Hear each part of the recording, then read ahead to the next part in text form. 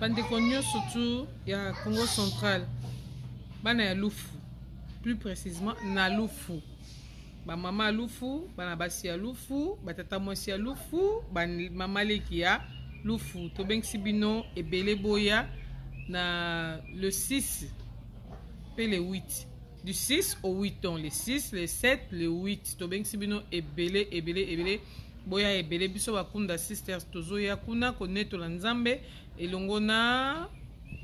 ba mama nyonso tu ya lufu tokozala kuna na centre d'édification de famille chrétienne référence à kitoko eza na 9 portes bino boyebi bandako batonga ya location kitoko wana nzambe ya pambola bino nyonso nayebi ke bokozala wana du 6 au 8 mars boya ebele bakunda sister tozala wana na avenue Balongi numéro 3 croisement Longi na Balongi c'est ça nazozela bino bala mama Gisèle Nsona boya ebele bobengisa pe baninga boya ebele avenue Balongi donc yo pe oyo koya ozaka molongi. Ne ratez pas ce rendez-vous du 6 au 8 mars. Ba mama bomi bongisa parce que moi de la femme boya to sepela to yemba biso so atoza na problème yaka tant ba ote ya tant to yemba okobosa nango siko tant yo obosa problème wana biso to loba ke nakobosa na te bolamu na nzambe na bomoi na ngai tokobosa na te bolamu na bomoi na na thème kitoko oyo ezali né pour vaincre né pour vaincre ya solo balongi oza dia balongi parce que yesu akati na bino boya ebele benga moninga oyo ayebi yesu te ya mokolo wana e motei ekozala mama na biso auti Luanda mama Emilia Matutala c'est ça boya ebele vraiment mokolo wana tozela bino rendez-vous kitoko à ne pas manquer à ne pas rater boya ebele na lufu na frontière ya Angola RDC bino mo webindeka mama bakenda ko kita kuna na lufu c'est bien ekozala kitoko biso mo bakunda si sur tozala na nzambe ya pambola bino de 17h à 20h venez innombrés. Kinshasa soki mutu akufi ekomaka kaka ba makambo ebele ekomaka kaka ba problème ebele.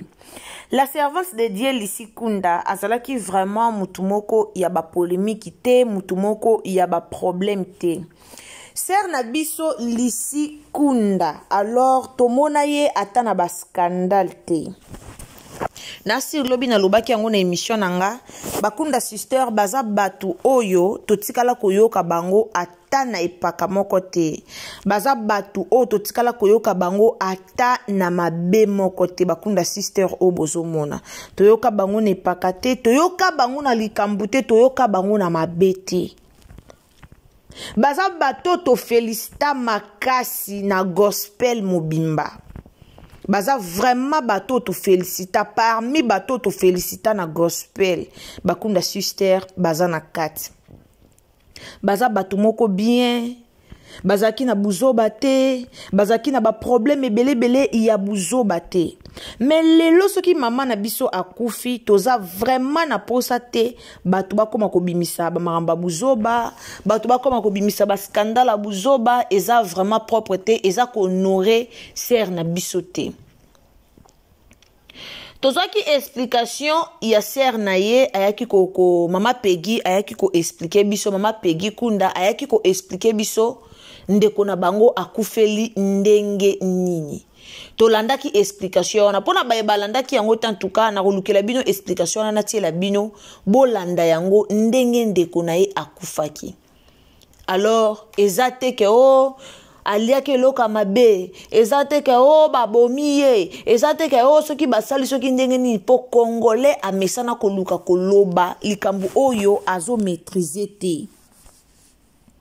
Congolais amesana koloba likambo oyo azo maîtriser te likambo amoni ke nano a maîtriser ngo te mais po alobaka ba mona ye pa lobaki to pe ba ye pa lobaka o mona Congolais aye kaka alobi mingi makambo ba maîtriser te ezara vraiment malamu te o akufi azaki servante de Dieu. Azalaki vraiment servante de Dieu, tomoni ba mama lor mbongo ba leli, tomoni ba to belé ba leli, tomoni ba José Nzita ba leli. Soki kutu mwana mobali, papa na biso José Nzita, aza mwana mobali mais a leli. Pourquoi? Parce que eza douleur. Eza douleur ya obumisa ndeko na ye, o ba yemba ensemble, ndeko na ye, o ba mesana ensemble, eza vraiment douleur. Eza douleur. Maman na biso bande ko yemba, maman na biso bande ko sa ba dio na ba musicien belé, maman na biso zaki na ba polémique te, azale ko kipete ke o ba musicien o boy azaki ko kipango te.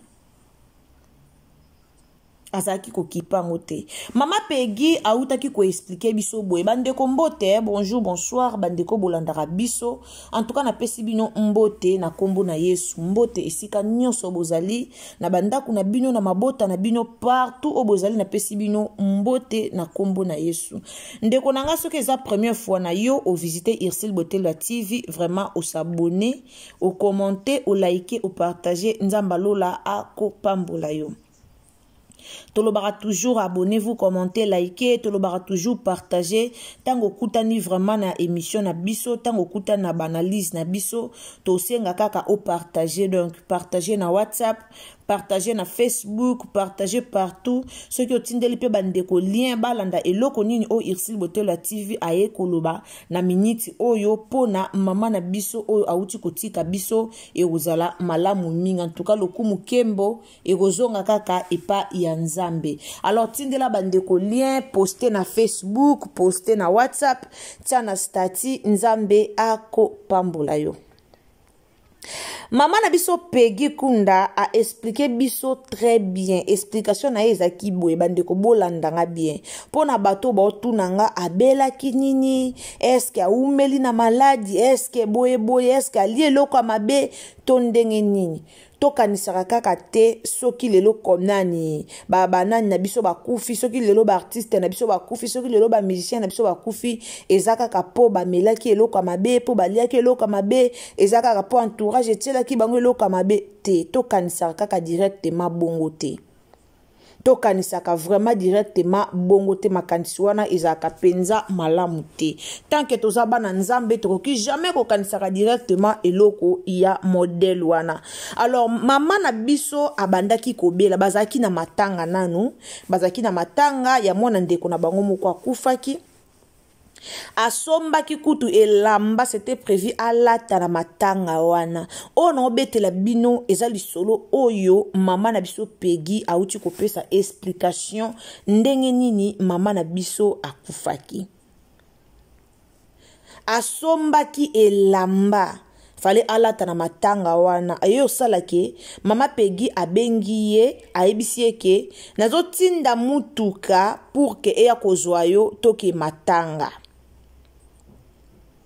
Nazotinda mutuka pour que eya kozwa yo tokende. Ayebisi mama Peggy nazoyoka bien te, en tout cas na okoka kokende te, nazoyoka bien te, nazoyoka makolo esalanga pasi. Na okoka pe kotambola te, makolo esalanga pasi. Wana eza ndenge réponse na ye ndenge a répondaki mama na biso Peggy Kunda.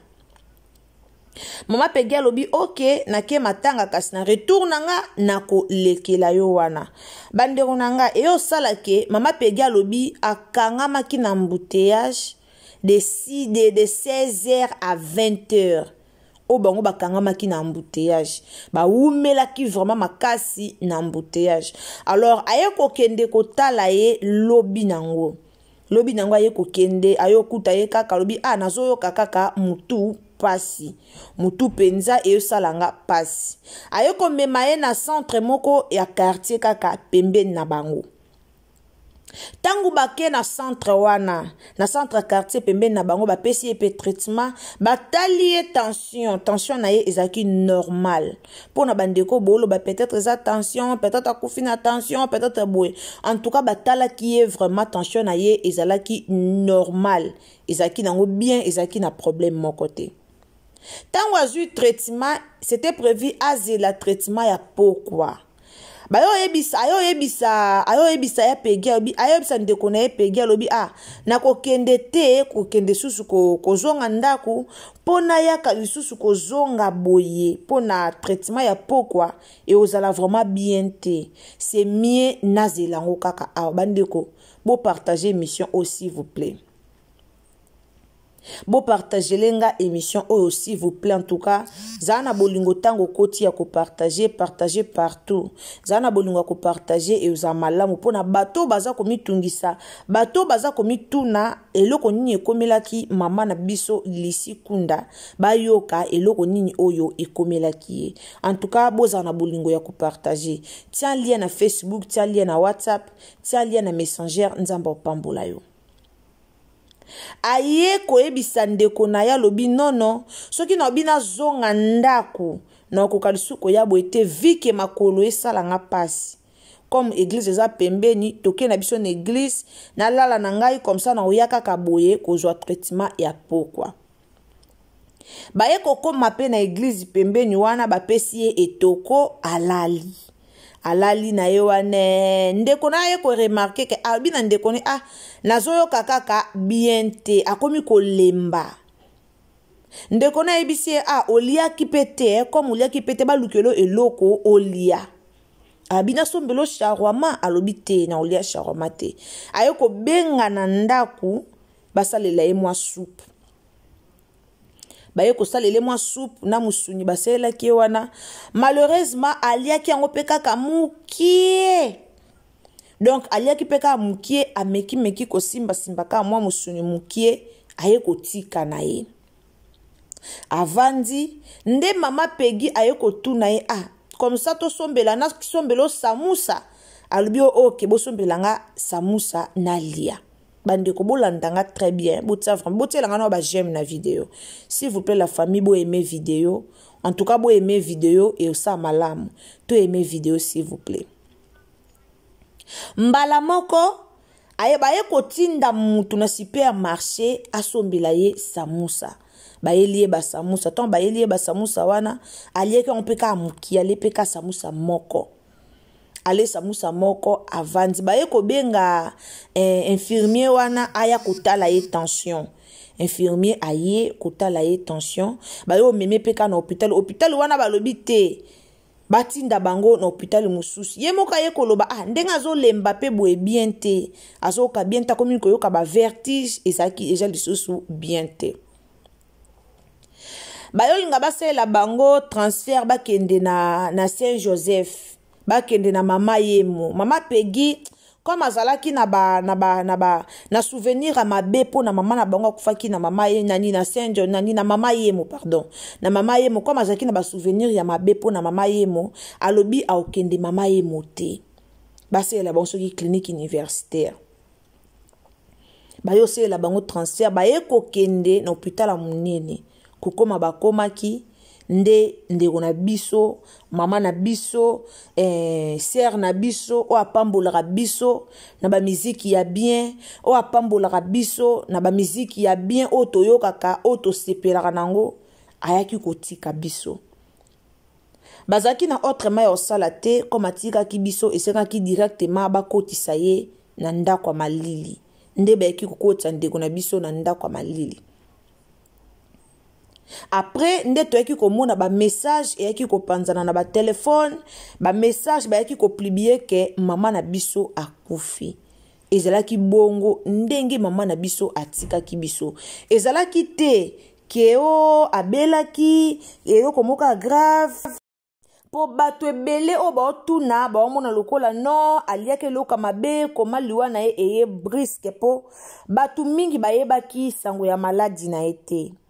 bato ebele bamoni kaka bayoki kaka sango ya liwa na ye me sango ya maladi na ye bato ebele bayebaki yango te yango bomoni bato mingi baza penza kose déranger bato mingi bazomituna problème yango eza nini problème yango eye kaka briske to ndenge nini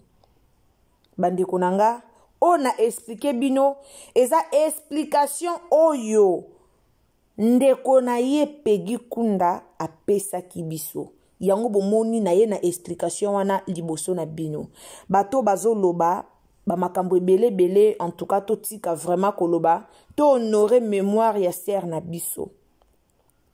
to honorer mémoire ya sœur oyo azaki na babuzoba te to honorer mémoire ya sœur oyo tomoni vraiment parcours na ye na mambanzambe ndenge kendeli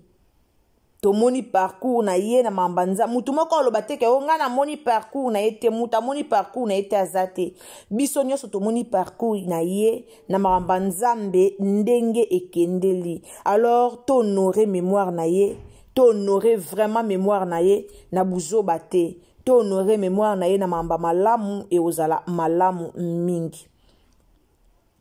oza na Congo oza kote na bango na matete oza na komini nyonso o kozala partout o kozala soki omoni oza na droit ya kokende kota soki omoni ke oza na temps pardon omoni ke oza na temps ya kokende ko assister na matanga en tout cas tokende to assister tomonana na matanga kande balobaka tolela na bayeba olela tolela na bayeba olela tokende tolela na bayeba olela e osala malamu tokende tolela na bayeba olela e osala malamu la famille e osala malamu sœur oyo akufi lelo apambola biso na banzembo na ye sœur oyo akufi lelo azala lipamboli pour plusieurs na banzembo na ye ya malamu oyo ya yemba epambola mabota na biso epambola bandaku na biso epambola biso. Alors soki esengeli to visiter tokende ko assister na matanga toboya te tokende ko assister na matanga soko 8 ans ya kokende ko assister famille ya kokende ko kutana na famille kende kutana na famille nzambe akopambola yo mes condoléances na biso nyonso mes condoléances na monde mobimba o tokufeli artiste ya makasi o tokufeli musicienne ya makasi o tokufeli mama moko o tokoki ko remplacer ye na mutu te tokoki ko remplacer voix na ye na mutu te en tout cas mes condoléances na biso nyonso po eza matanga ya biso nyonso eza matanga o ezaka ya famille na bango moko te mais eza matanga vraiment ya biso nyonso mes condoléances na biso nyonso nzamba lola a fortifier surtout famille Kunda en tout cas ba Kunda sister nzambe a fortifier mitema na bango poto yebi grandeur ya bolingo na bango na ndeko na bango ndenge ezalaki toyebi vraiment grandeur ya bolingo na ye na bandeko na ye ndenge ezalaki alors o tosenga na nzambe ezakaka a fortifier mitema na bango a fortifier vraiment mitema na bango e ozala malamu mingi. Merci bandeko o bolandaka biso merci bandeko bolandaka Irsil Botelwa TV na bolingo ya tata nzambe na lobaka na bino toujours ba partage na bino ezalaka bien pour na biso donc ba partage na bino esalaka biso tokende liboso alors ceux qui zambala liboso o visiter chaîne na biso o s'abonner au commenter au liker au partager nzambe ako pambola yo partage na on Facebook partage na on Messenger partage na on WhatsApp partage na o partout et aux ala li pamboli po na chaîne na biso alors bande konanga tango s'abonner nini fina cloche ya notification donc appuyez sur la cloche de notification pour que tango Irsil Botelwa TV a rotia lisusu ba image na ye tope ba analyse ba émission na ye ozanga yango te et pas nyonso oko ozala et ozala vraiment malamu mingi ngai na bino tokutani à la prochaine occasion soki Yesu a zongite tielanga j'aime vimba bisous bye.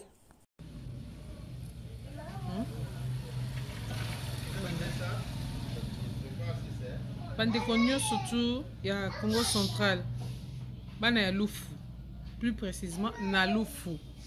bamama ya lufu bana basi ya lufu batata mwasi ya lufu bamama leki ya lufu tobengisi bino ebele boya na le 6 pe le 8 du 6 au 8 ans le 6 le 7 le 8 tobengisi bino ebele boya ebele biso bakunda sisters tozoya kuna konetola nzambe elongo na bamama nyonso tu ya lufu tokozala kuna na centre d'édification de famille chrétienne référence ya kitoko eza na 9 porte bino boyebi bandako batonga ya location ya kitoko wana nzambe ya pambola bino nyonso nayebi ke bokozala wana du 6 au 8 mars boya ebele bakunda 6 heures tozala wana na avenue Balongi numéro 3 croisement Longi na Balongi c'est ça nazozela bino bala mama Gisèle Nsona boya ebele bobengisa pe baninga boya ebele avenue Balongi donc yo pe oyo koya ozaka molongi ne ratez pas ce rendez-vous du 6 au 8